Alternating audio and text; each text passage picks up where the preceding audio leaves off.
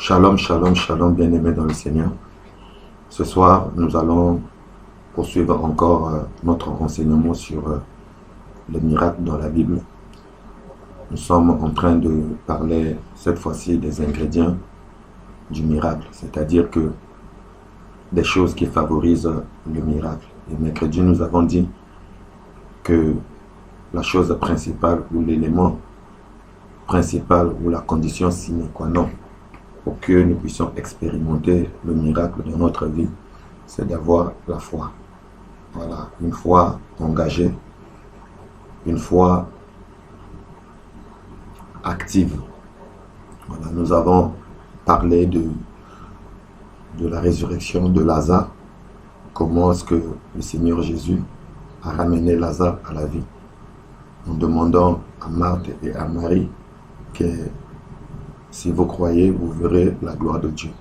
Nous avons vu qu'au début, Marie et Marthe croyaient réellement au Seigneur Jésus.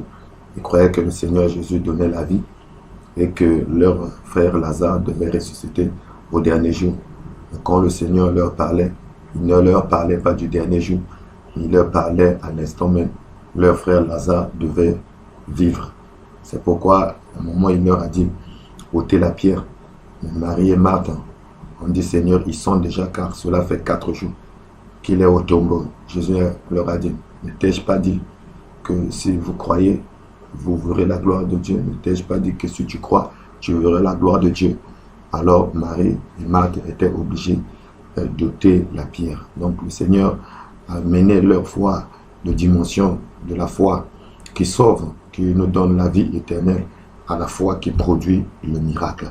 Donc si nous voulons expérimenter le miracle, nous devons avoir cette foi engagée. Bien-aimés dans le Seigneur, il ne se passe rien, je dis bien rien, dans le royaume de Dieu qui soit sans la foi. Alléluia. Alors, prions d'abord le Seigneur, bénissons le Seigneur. Notre Père, notre Dieu, nous bénissons ton nom pour la poursuite de cet enseignement sur les miracles dans la Bible, Seigneur. Nous continuons à développer le point sur la foi qui est essentiel, sinon obligatoire pour que le miracle puisse être produit dans la vie de quelqu'un ou que quelqu'un puisse accomplir un miracle de la part de Dieu. Merci Seigneur de nous conduire encore dans ce périple au Père éternel et qu'à travers ce que nous allons dire ici Seigneur, que ton peuple soit édifié et que la foi de quelqu'un arrive à maturité, arrive à un niveau pour produire le miracle, arrive à un niveau où ta fille, ton fils va expérimenter le surnaturel, le miracle dans ta vie. Sois béni mon Père au nom puissant de Jésus-Christ. Amen. Amen. Donc, j'étais en train de dire qu'il ne se passe rien dans le royaume de Dieu sans la foi. Bien-aimés, si nous n'avons pas la foi, nous ne pourrons pas expérimenter la puissance et le miracle de Dieu dans notre vie. Nous allons essayer de voir dans la parole de Dieu, dans les évangiles et même dans les épîtres, dans les actes des apôtres. Les gens qui ont expérimenté les miracles, c'est des gens qui avaient foi. Des gens qui ont fait produire des miracles, c'est des gens qui avaient foi. Sans la foi, bien-aimés, il ne peut pas avoir de miracle. Regardez, pour commencer, Matthieu chapitre 6, verset 30. Matthieu chapitre 6, verset 30. Là-bas, c'est le Seigneur qui est en train d'exhorter. Il est en train de parler sur le sermon, son discours du sermon sur la montagne.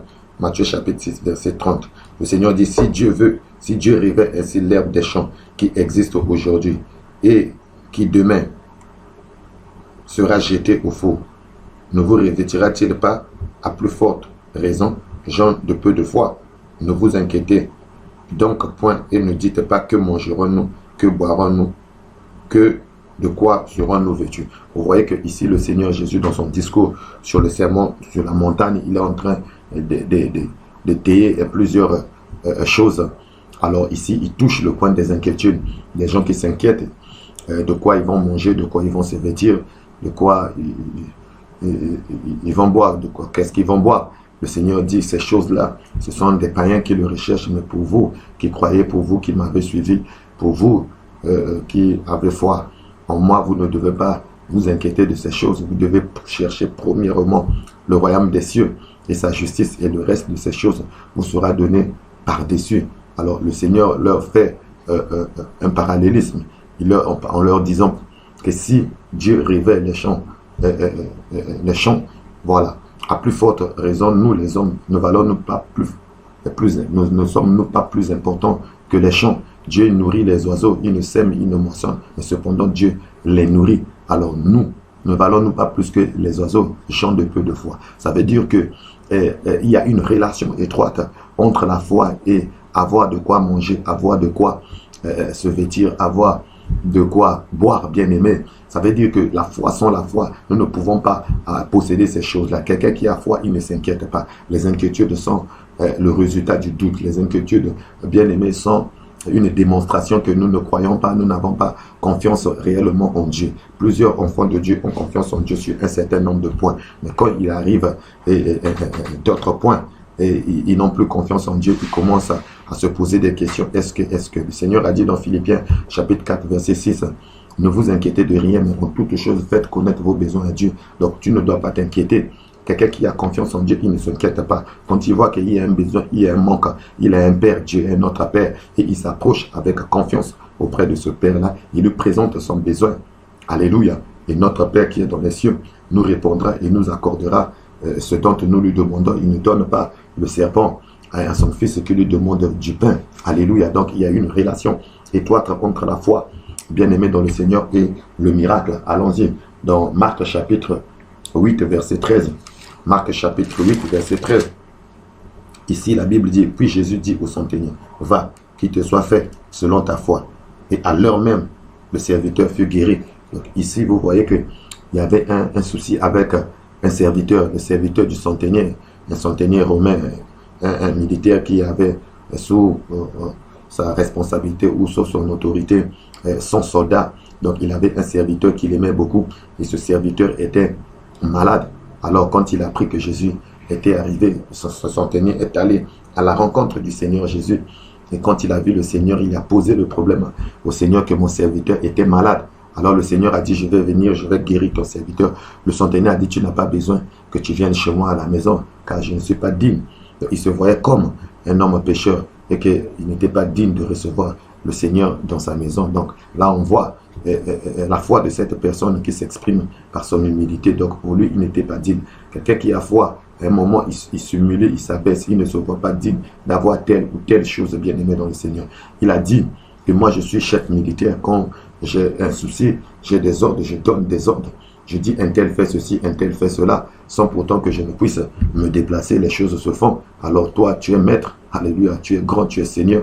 Assure-moi, tu as des anges, des gens qui sont aussi sous ta responsabilité. Alors dis seulement un mot, mon serviteur sera guéri. Quand le Seigneur a écouté ça, il a dit, il n'a jamais entendu cela et il n'a jamais vu, même au milieu des enfants d'Israël, il n'a jamais entendu écouter une foi si grande. Après, il dit au centenier, va et qu'il te soit fait selon ta foi. Donc vous voyez qu'il va nous être fait selon notre foi. Et ce jour-là, ce serviteur, il était guéri. Quand il est reparti, il a vu des gens qui venaient, ah non, ton serviteur est guéri. Quand il s'est renseigné, c'était à l'heure même que le Seigneur avait proclamé cette parole, que son serviteur était guéri. Alléluia.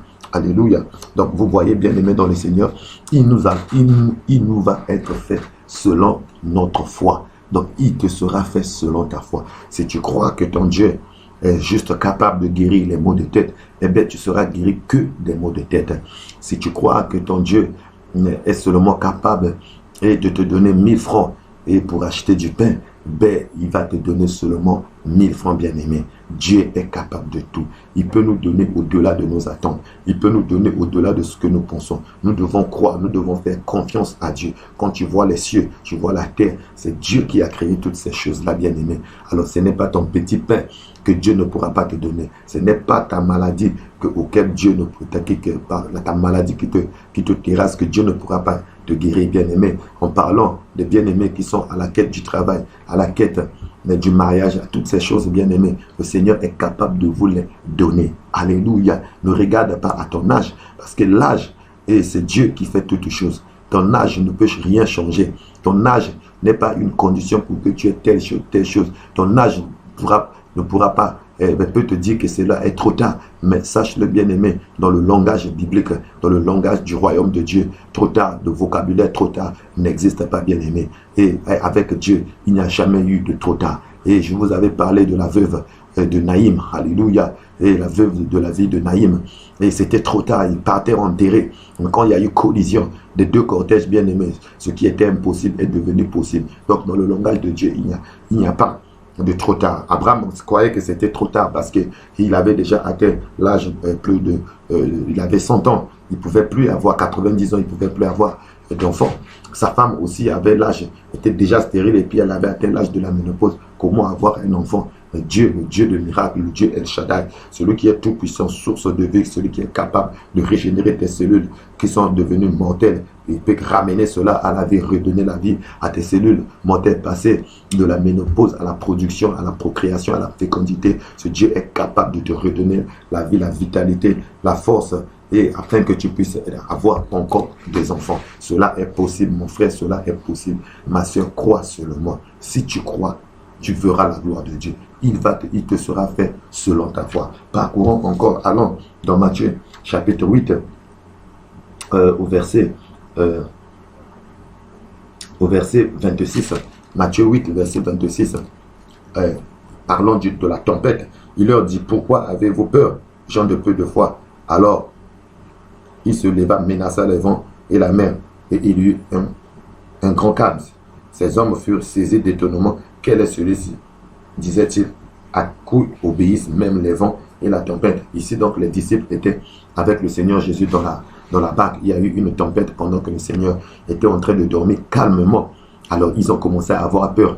Peur de quoi? De la mort. Alléluia. Et ils ont réveillé le Seigneur. Seigneur, réveille-toi, réveille-toi. Ne vois pas-tu que nous sommes en train de périr? Quand le Seigneur s'est mis debout, il a dit, pourquoi avez-vous peur, gens de peu de foi? Alléluia. Il a menacé le vent, il a menacé la tempête et le calme est entré. Quand ils ont vu cela, ils ont dit, quel est cet homme à qui obéissent même les vents et la mer? Alléluia. Donc si nous avons foi, bien-aimés, la mer va se taire, les vents vont se taire, bien-aimés. La mer et les vents, ce sont des obstacles, ce sont des montagnes qui peuvent s'ériger dans notre vie, ce sont des difficultés, des problèmes que nous rencontrons dans la vie, des situations auxquelles nous nous trouvons, bien-aimés, des situations qui paraissent impossibles aux yeux des hommes. Mais si nous avons foi, bien-aimés, la tempête va s'arrêter, la mer va se calmer. Alléluia. La foi, bien-aimés, amène des situations impossibles à devenir possibles. Si tu crois, tu verras la gloire de Dieu. Et ça, c'est rien, bien-aimé, ne marche sans la foi. Jésus avait foi à son Père. Alléluia. C'est pourquoi il pouvait dire, Père, je te rends grâce parce que tu m'as toujours exaucé. Il avait tellement confiance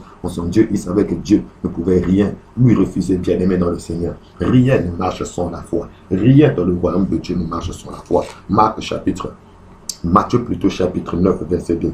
Et voici, on lui amena un paralytique couché sur elle. Jésus, voyant leur foi, dit au paralytique, prends courage, mon enfant, tes péchés te sont pardonnés. Vous voyez qu'on a amené au Seigneur Jésus un paralytique pour qu'il soit guéri. La Bible dit Jésus voyant leur foi. Donc Jésus a vu la foi de ces personnes-là. Et donc la manière dont l'action qu'ils ont entrepris pour amener ce malade à Christ, le Seigneur qui connaît lire les cœurs, qui connaît lire les pensées, il a vu dans leur cœur la foi. La Bible dit, voyons leur foi. Vous voyez que c'est parce que le Seigneur a vu leur foi que le miracle s'est produit. Alléluia. Il a pardonné ses péchés, il a guéri cet homme qui était paralytique depuis longtemps. Alléluia. Donc il y a une relation étroite entre la foi et le miracle. Si tu veux voir le miracle, tu dois avoir une foi engagée, pas une foi bien-aimée et littéraire, pas une foi, alléluia, morale, pas une foi qui n'agit pas, mais une foi engagée, une foi active, une foi qui passe à l'action. Alléluia.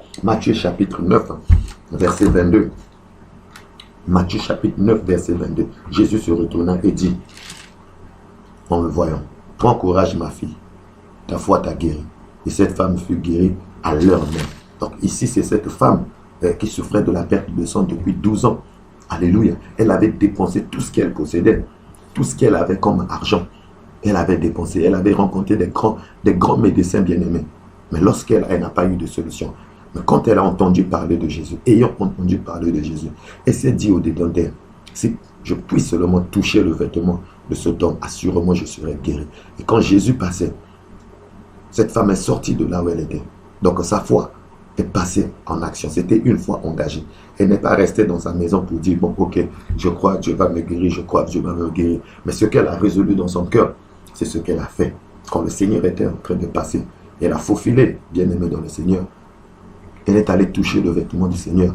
Une femme qui souffre de perte de sang, et qui était dans ses monstrues bien-aimés à l'époque, c'était un homme impur, une femme impure. Elle ne pouvait pas être au milieu des gens. Elle a bravé la loi. Elle s'est faufilée, bien-aimée, parce qu'elle avait une foi. Elle croyait que si elle pose cet acte de foi, elle va être guérie. Et elle a touché le pan de vêtement du Seigneur. Le Seigneur n'avait pas prié pour cette dame. Le Seigneur n'avait pas imposé les mains à cette dame. Et ce qui se passait, c'était cette dame avec son Dieu, cette dame avec le Seigneur, avec ce qu'elle avait résolu dans son cœur. Donc c'était sa foi avec le Seigneur. Et indépendamment de la volonté du Seigneur, la puissance est sortie du Seigneur Jésus qui a touché cette femme et elle était guérie. Alléluia. La Bible dit que cette femme a touché le Seigneur a dit, qui m'a touché? Les disciples étaient étonnés de dire, mais Seigneur, quand même, on est en train de marcher au milieu de la foule avec tout ce monde-là, tu dis, qui m'a touché? Mais Jésus avait senti que quelqu'un lui avait touché d'une façon particulière, quelqu'un l'avait touché avec une foi active. Et à cause de cette foi active, la puissance qui était en Jésus a localisé cette foi active et elle s'est relâchée. Elle s'est relâchée et sur cette femme, elle a été guérie de peur. Et cette femme dit, Seigneur, c'est moi. Quand le Seigneur l'a regardé, le Seigneur lui a dit, le Seigneur a dit à cette femme, va, ta foi t'a guéri. Voilà, ta foi t'a guéri. Vous voyez que cette femme qui souffrait de la perte de sang a été guérie. Et le Seigneur a dit, prends courage, ma fille, ta foi t'a guéri. Et cette femme fut guérie à l'heure même. Donc elle a pris courage parce que, plutôt, le Seigneur lui a dit, n'aie pas peur, prends courage, car ta foi t'a guéri. Tu vois que c'est la foi qui a guéri cette femme. Si nous avons foi en Dieu bien-aimé, nous allons expérimenter des guérisons. Alléluia. Alléluia. Allons toujours dans ce même texte de Matthieu chapitre 9. Allons au verset 29. Alors, il leur toucha les yeux en disant, qu'il vous soit fait selon votre foi. Vous voyez ici encore, c'était des guérisons multiples. Ici, c'est un aveugle qui est venu à Jésus, qui criait, Seigneur Jésus, aie pitié de moi, aie pitié de moi. C'était deux aveugles, aie pitié de nous, fils de David. Et lorsque ils se sont approchés du Seigneur, le Seigneur leur a posé la question, voilà, que voulez-vous que je fasse pour vous? Et ces aveugles ont demandé au Seigneur qu'ils avaient besoin qu'ils puissent retrouver leur vue.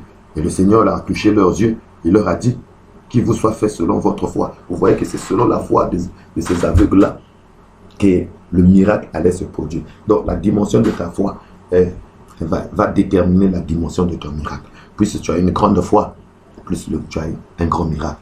Plus tu as une petite foi, plus tu verras des petites choses, des petits miracles, si je peux parler ainsi. Sinon, un miracle reste un miracle, parce qu'un miracle va toujours au-delà des lois de la nature connues. Voilà, ça va au-delà des lois connues de la nature. Ça s'oppose aux lois connues de la nature.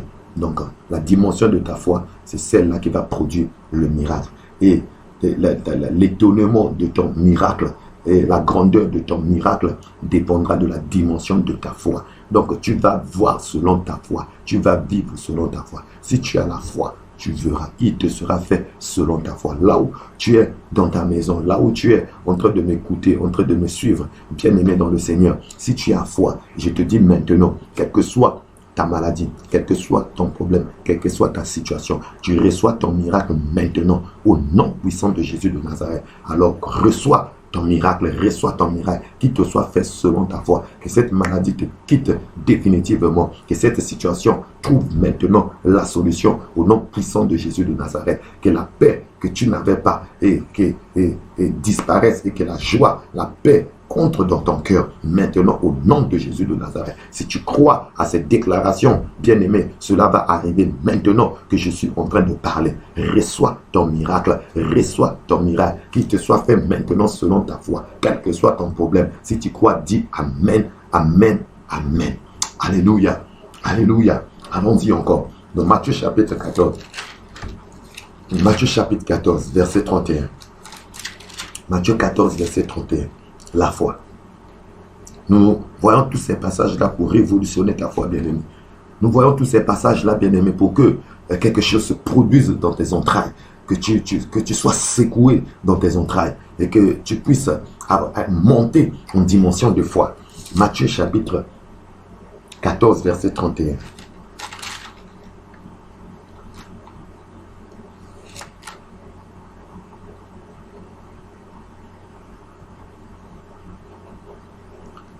Aussitôt Jésus étendit la main, le saisit et lui dit, homme de peu de foi, pourquoi as-tu douté? Donc ici c'est l'histoire de Jésus avec Pierre. Pierre marcha sur les eaux. Alléluia.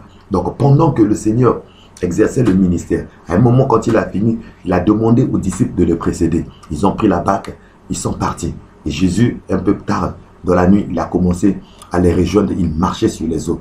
Et quand les apôtres ont vu quelqu'un venir sur les eaux, ils ont eu peur, ils croyaient même que c'était un fantôme. Et le Seigneur leur a dit, n'ayez pas peur, c'est moi. Et Pierre, audacieux qu'il était, il a dit, Seigneur, si c'est toi, ordonne que je vienne. Le Seigneur lui a dit, viens, rejoins-moi. Alors Pierre est sorti.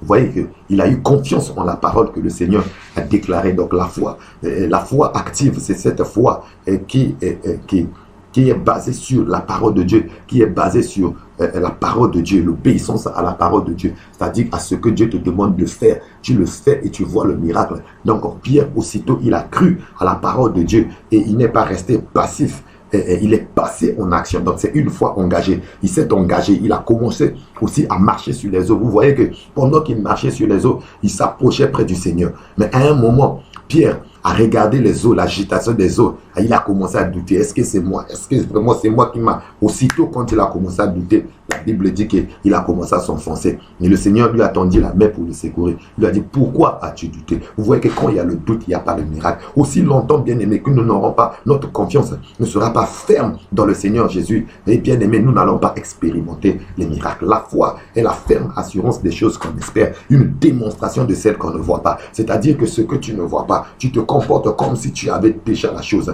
Tu as demandé quelque chose auprès du Seigneur. Et tu crois que cette chose, tu l'as déjà reçue. Et tu te comportes comme si tu avais déjà reçu la chose. Malgré l'opposition, malgré tout ce que il peut se présenter devant toi, malgré que tu as mal, tu as prié, et on a prié pour toi, tu crois que tu es guéri, mais entre-temps, tu ressens toujours mal, mais tu te comportes comme si tu n'étais plus malade, quel que soit ce que tu ressens dans ton corps, tu restes ferme dans ta conviction, ferme dans ta conviction basée sur la parole de Dieu, basée sur les promesses du Seigneur, basée sur ce que le Seigneur t'a dit. Tu restes ferme en cela. Et quand tu restes ferme en cela, tu vas voir la chose arriver. Mais quand tu commences à douter, on a prié, mais ça continue à faire, mais est-ce que dès que tu commences à faire, est-ce que ta foi est lâchée, bien aimée, et tu vas couler. Alléluia. Dieu n'exauce pas le doute.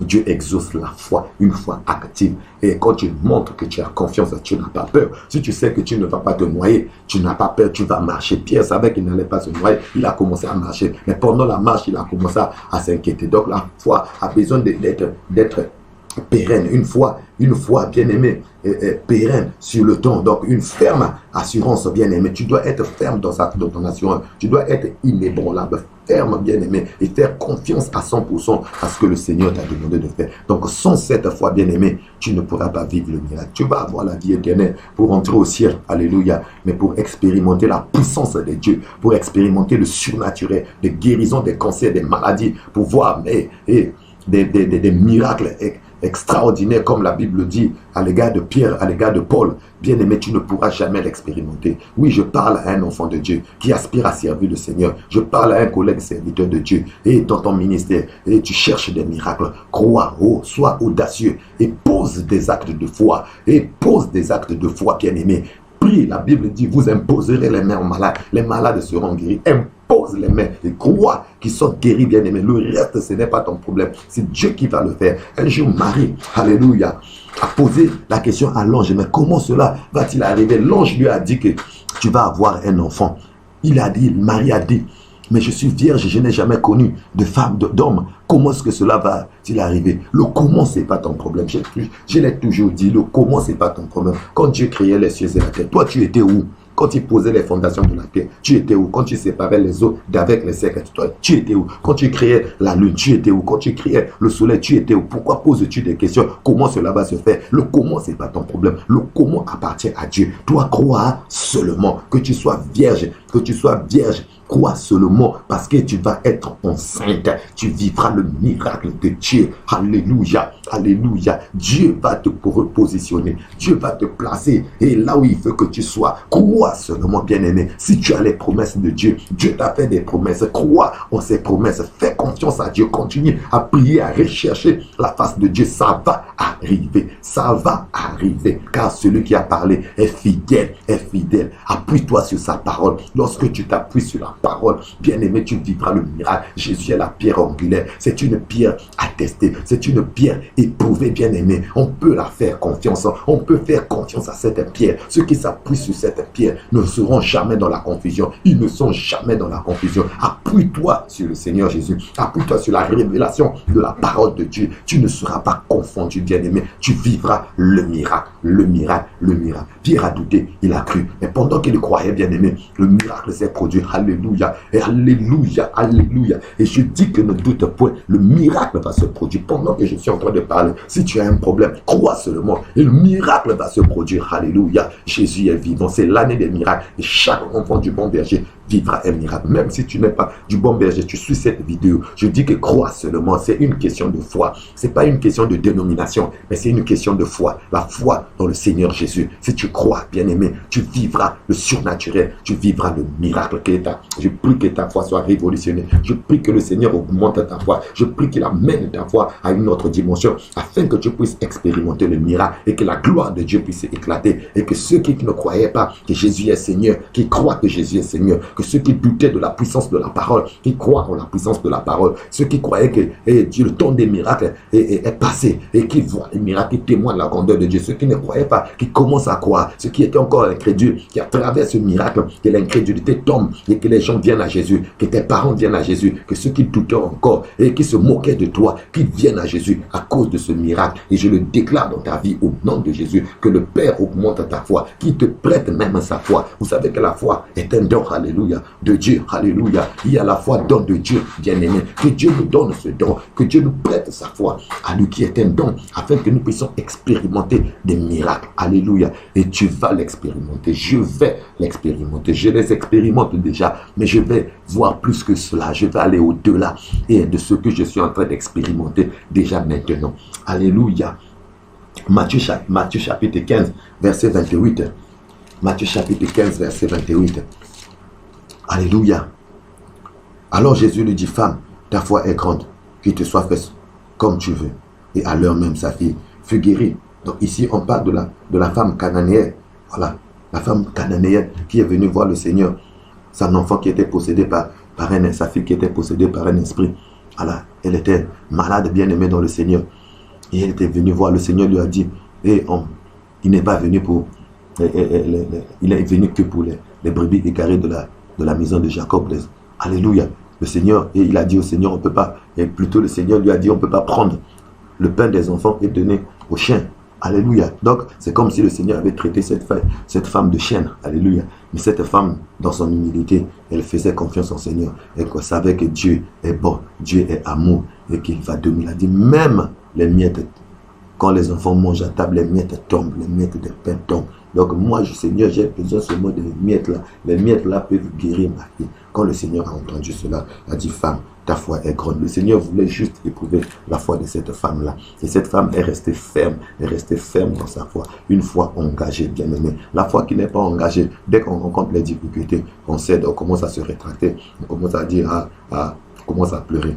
Mais la foi engagée, bien aimée, même lorsqu'on regarde, on rencontre les difficultés, on continue à faire confiance. On continue à faire confiance. Et lorsque nous faisons confiance, même quand la situation te dégrade, c'est là où le miracle va se produire. Quand le Seigneur a écouté cela, a dit, femme, ta foi est grande, qu'il te soit fait comme tu veux. Alléluia, comme elle voulait, et elle a reçu cela. Sa fille a été guérie, bien aimée dans le Seigneur.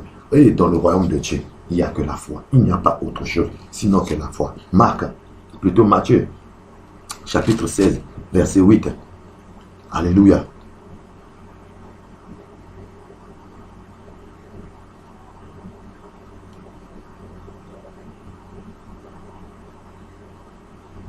Alléluia. Ici, Jésus l'ayant connu, dit, pourquoi raisonnez-vous en vous-même, gens de peu de foi? c'est ce que vous n'avez pas pris du pain. Êtes-vous encore sans intelligence et ne vous rappelez-vous plus les 5 pains, les 5000 hommes et combien de paniers vous avez emporté, ni les 7 pains des 4000 hommes et combien de corbeilles vous avez emporté. Comment ne comprenez-vous pas que ce n'est pas au sujet de pain que je vous ai parlé? Gardez-vous du levain des pharisiens et des sadducéens. Alors il comprit que ce n'était pas du levain du pain qu'il avait dit de se garder, mais de l'enseignement des pharisiens et des sadducéens. Alléluia. Donc ici, Jésus était en train d'enseigner. Il parlait à ses disciples de se préserver du levain qui était l'enseignement des pharisiens et des sadducéens. Ils étaient basés sur la légalité. Ils ne faisaient pas confiance en Dieu. Ils s'appuyaient sur ce qu'ils voyaient. Et les disciples avaient mal compris ces choses-là. Ils croyaient qu'ils parlaient du pain, qu'ils n'avaient pas pris le pain. Et le Seigneur leur a dit, pourquoi raisonnez-vous vous-même, gens de peu de foi? C'est-à-dire que pour eux, quand le Seigneur parlait du levain, voilà, ils croyaient qu'il parlait du pain, qu'ils n'avaient pas acheté le pain, comment ils devaient faire pour manger. Mais le Seigneur leur dit, vous n'avez pas vu comment j'ai multiplié les pains, j'ai produit le miracle de multiplication des pains, comment pouvez-vous vous inquiéter qu'on n'a pas pris du pain? Vous voyez, alléluia, gens de peu de foi. Vous voyez que même là encore, pourtant ils avaient vu des miracles, ils avaient vu comment le Seigneur avait multiplié les pains. Donc en comprenant mal ce que le Seigneur était en train de dire, ils ont mis en relief leur incrédulité. Et le Seigneur leur a dit, gens de peu de foi. Vous voyez que les choses du royaume marchent qu'avec la foi. Sans la foi, nous n'allons pas voir les choses du royaume. Et Dieu veut que nous puissions croire en ce qu'il dit, croire à sa parole. Matthieu, chapitre 17, verset 20. Là-bas encore, alléluia, Carabosso. Là-bas encore, c'est à cause de votre incrédulité, leur dit Jésus. Je vous le dis en vérité, si vous aviez de la foi comme un grain de sénévé, vous direz à cette montagne, transporte-toi d'ici et là, et elle se transportera. Rien ne vous sera impossible. Alléluia. Mais cette sorte de démon ne sort que par la prière et le jeûne. Vous voyez que ici, les disciples n'ont pas pu chasser un démon qui tourmentait un enfant. Tantôt il était jeté dans le feu, tantôt dans l'eau.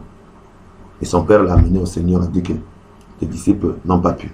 Quand le Seigneur a entendu cela, il a regardé les disciples. Le Seigneur était fâché contre eux. Il les a traités race d'incrédules. Jusqu'à quand je vous supporterai? Vous voyez que chaque fois que nous échouons, dans la délivrance nous échouons, dans les choses que le Seigneur veut que nous puissions faire, le Seigneur n'est pas d'accord avec nous. Voilà. C'est notre incrédulité qui nous amène, bien aimés, parfois à échouer sur un certain nombre de choses. Car le Seigneur nous a donné le pouvoir. Il nous a tout donné pour que nous puissions l'exercer. Et là, les disciples avaient échoué. Et le Seigneur a chassé ce démon. Et plus tard, ils se sont approchés du Seigneur pour poser la question, pourquoi n'avons-nous pas pu chasser?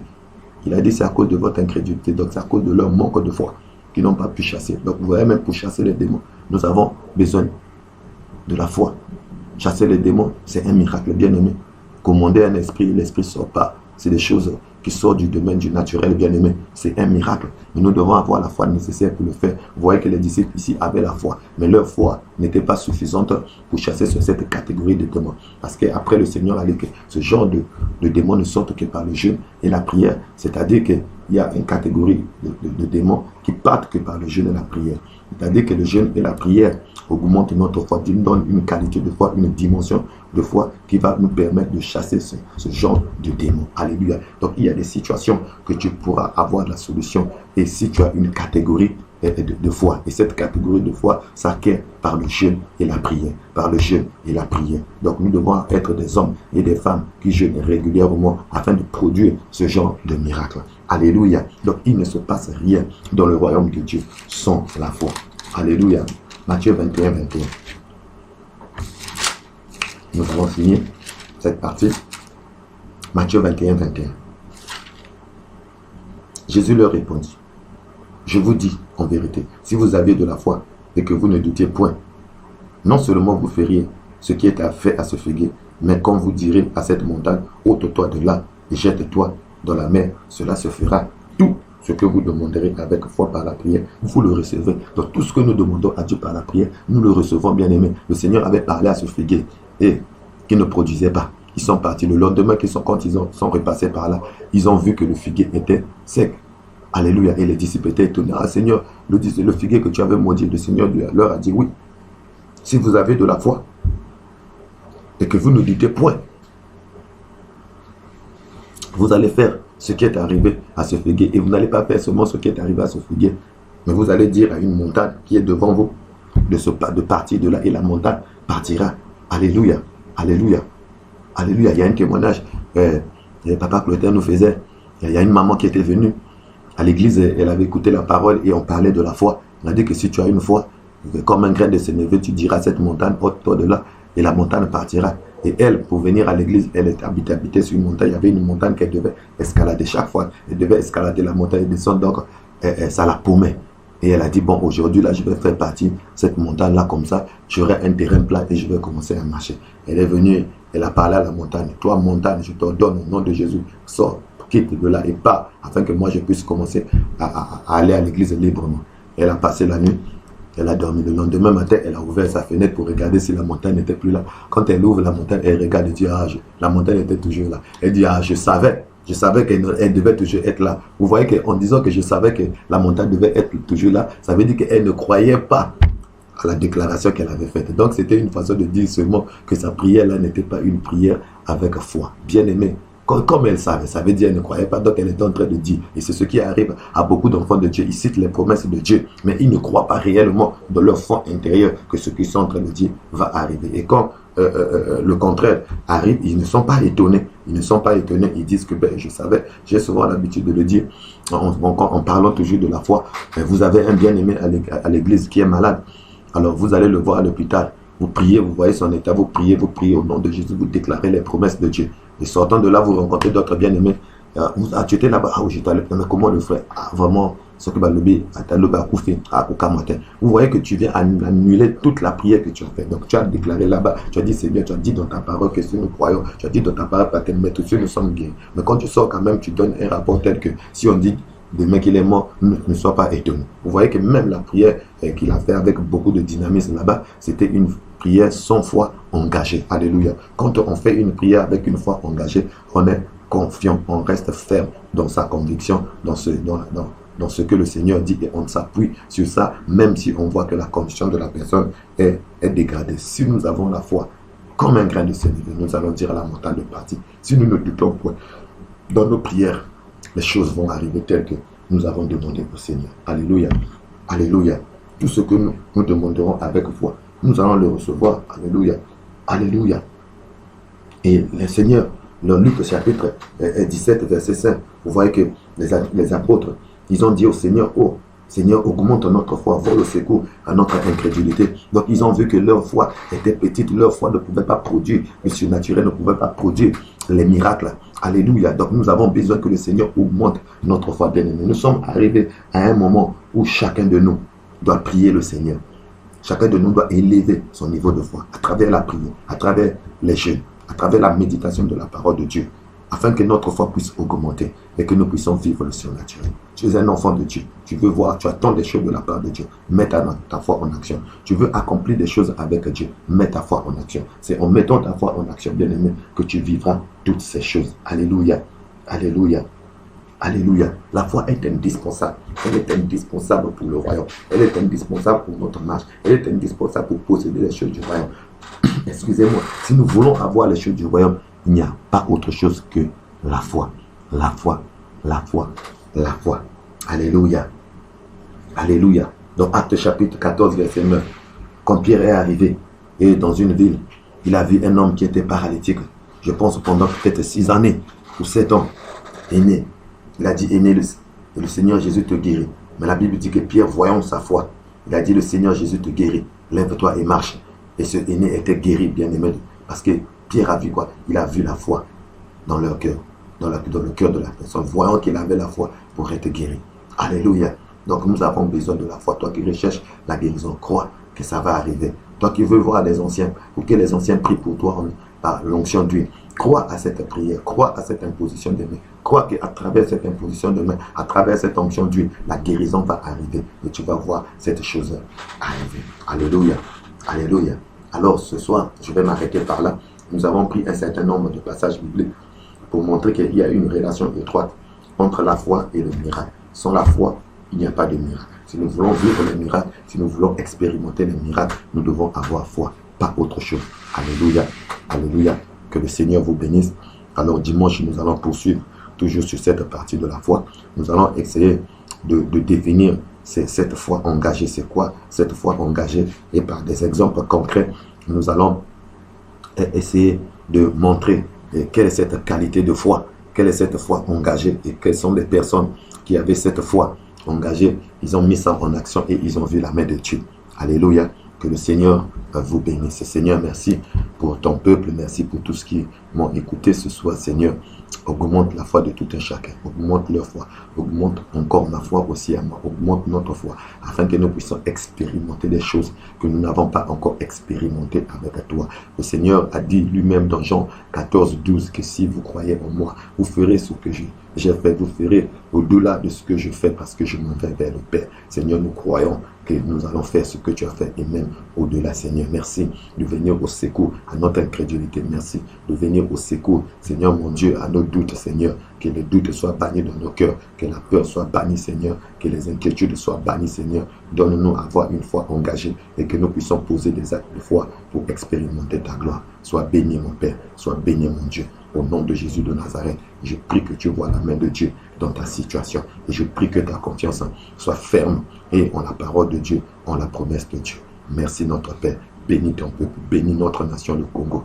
Bénis cette ville de Pointe-Noire. Bénis cette assemblée et bon berger de Faubourg, Loindil. Bénis, Seigneur mon Dieu, tous tes enfants, Père éternel. Et augmente notre foi, affermis notre foi, Seigneur mon Dieu. Et que toute la gloire et l'honneur puissent te revenir. À toi et à toi seul. Que ceux qui ne dorment pas bien commencent à bien dormir. Que ceux qui ne mangent pas commencent à manger. Que ceux qui sont à la quête, Seigneur mon Dieu, et d'un emploi. Et Seigneur mon Dieu, qu'ils trouvent, Seigneur, ceux qui ont des problèmes dans leur foyer et des problèmes dans la famille. Que la paix revienne, Seigneur. Que tu apportes les solutions. Tu es un roi. Le roi des rois, c'est toi. Et le roi nourrit son peuple. Et le roi soigne son peuple. Le roi sécurise son peuple. Oui, sécurise-nous, Seigneur. Nourris-nous et soigne-nous, Père. Au nom puissant de Jésus-Christ. Amen. Amen. Amen. Que Dieu vous bénisse.